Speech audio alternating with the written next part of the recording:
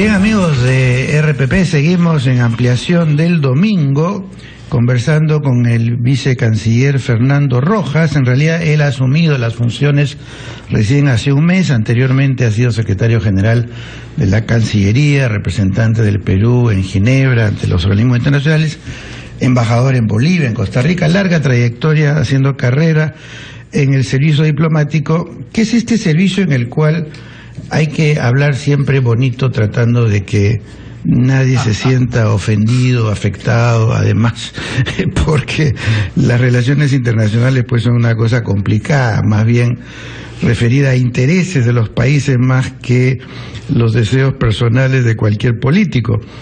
Y en ese contexto, pues el viaje del presidente Humala a Venezuela, más el reconocimiento al presidente Maduro, tiene estas dos aristas. Por un lado, la dimensión de un jefe de Estado, de UNASUR, que se suma a los otros jefes de Estado de UNASUR para reconocer a un colega en Venezuela, pero por otro lado la fuerte discusión interna en el país, que considera que el proceso electoral en Venezuela ha sido asimétrico, no democrático, y por lo tanto reconocer a Maduro es una afrenta a la democracia a la que aspira el Perú. Buenos días, Fernando.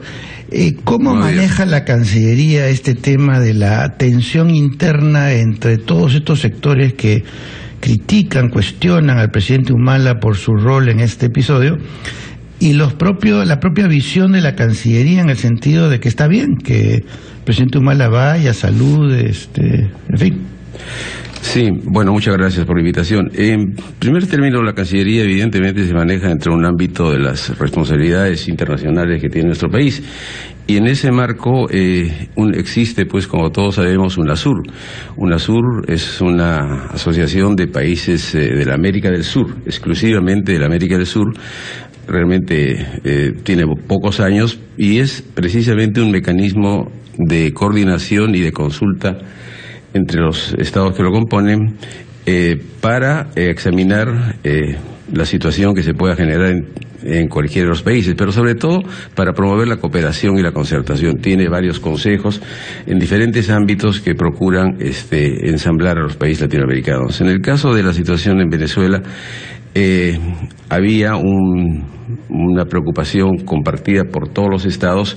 El Perú desempeña actualmente, como conocemos, la presidencia pro tempore de UNASUR, y en base a las consultas efectuadas con los restantes jefes de estado y con las cancillerías, y ante la inminencia de la invitación para la toma de posesión del presidente Maduro, se decidió que era prudente, era conveniente convocar a una reunión en Lima, con el objetivo precisamente de examinar esta situación y discutir y sobre todo contribuir con sentido constructivo y propositivo frente a esta situación.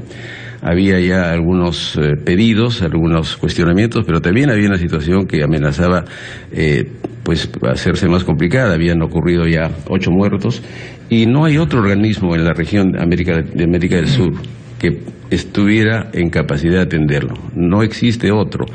Correspondía casi obligatoriamente a UNASUR que actúe, que procure lanzar un mensaje a favor del diálogo, a favor, por supuesto, de la auditoría, que era reclamada también por el sector de la oposición, a favor, por supuesto, de un entendimiento, y en fin, que se haga un acto de trascendencia política de tan alto nivel como para que la situación en Venezuela, al interior del país, pudiera destrabarse, o por lo menos pudiera reducir la tensión que existía. Ese era el objetivo fundamental, creo que no solamente del Perú como presidencia pro tempore, que era también mucha mayor la responsabilidad, sino que creo que de todos los países de la región. Todos los presidentes asistieron, salvo el caso del presidente del Ecuador. Paraguay está suspendido. Está suspendido, claro. Sí. Ahora, esta cuestión de pedirle permiso al Congreso para viajar, que también ha despertado tanta polémica, el argumento de Perú Posible, el argumento del Partido Nacionalista, me parece que de la propia Cancillería, No, la Cancillería creo que no he escuchado. Era que el presidente Humala es el responsable de fijar la política exterior y por lo tanto si él considera que hay que viajar, hay que viajar. Pero siendo así, ¿por qué existe el requisito de pedir permiso al Congreso? Es decir, si el concepto es que el presidente debe viajar donde le da la gana porque le parece bien, ¿para qué pedir permiso?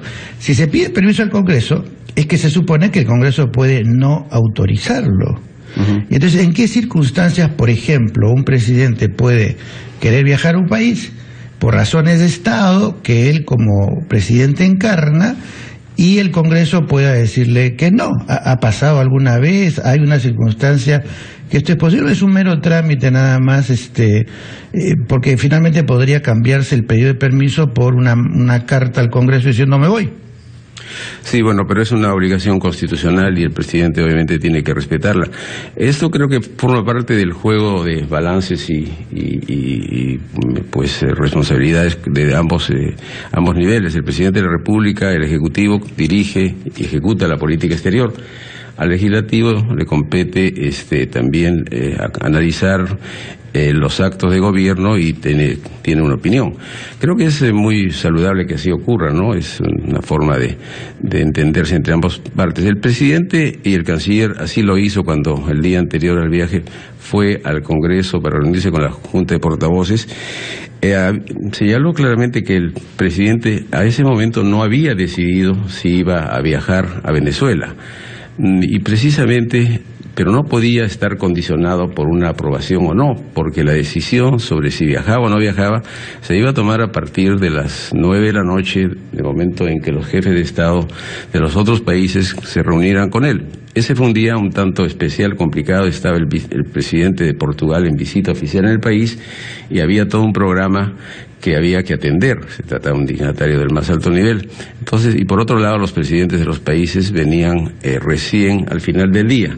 Eso hizo que la reunión se iniciara prácticamente a las 9:30 de la noche y la declaración, el compromiso, se adoptó alrededor de la 1 de la mañana.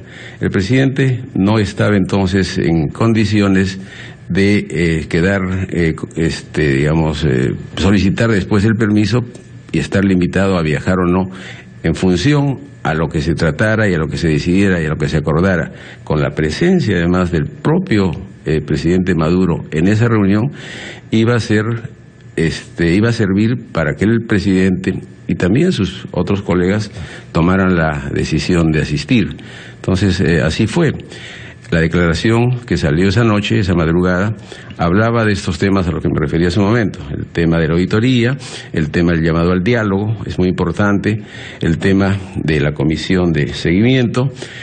En general, había un marco ya concertado entre los países, con la propia participación de Venezuela, que señalaba que el tema de la situación allí era considerado por UNASUR y por lo tanto ya estaba en la agenda. UNASUR, me parece, había cumplido con esa responsabilidad a nivel presidencial. Entonces, los presidentes de aquí, casi todos, siguieron directamente hacia Caracas. Lo que puede ocurrir después en el ámbito interno venezolano, en la toma de posesión, es un asunto que obviamente yo no me voy a pronunciar y corresponde efectivamente al gobierno de Venezuela. ¿Hasta qué punto la cita de UNASUR ha sido decisiva? Era evidente que el presidente, como presidente pro tempore de UNASUR en el Perú, tenía que ir a Caracas. Eso me parece que eso es más claro que el agua. Y yo creo que eso él también lo tenía claro desde un primer momento. Entonces la pregunta viene a ver si la reunión de las 9:30 de la noche fue una mera formalidad, porque todo estaba ya concertado. Es decir, el documento no estaba redactado antes. ¿Hasta qué punto los presidentes han venido a esta reunión con la mente, no diré en blanco, pero esperando cualquier sorpresa? No. Es la discusión, la aprobación, la redacción del documento y los acuerdos que ahí están contenidos ha sido hecho por los propios jefes de Estado en una larga reunión, en un retiro. No han participado sino los presidentes. Exclusivamente. Y los cancilleres, por supuesto, también, ¿no? Solamente los presidentes y los cancilleres.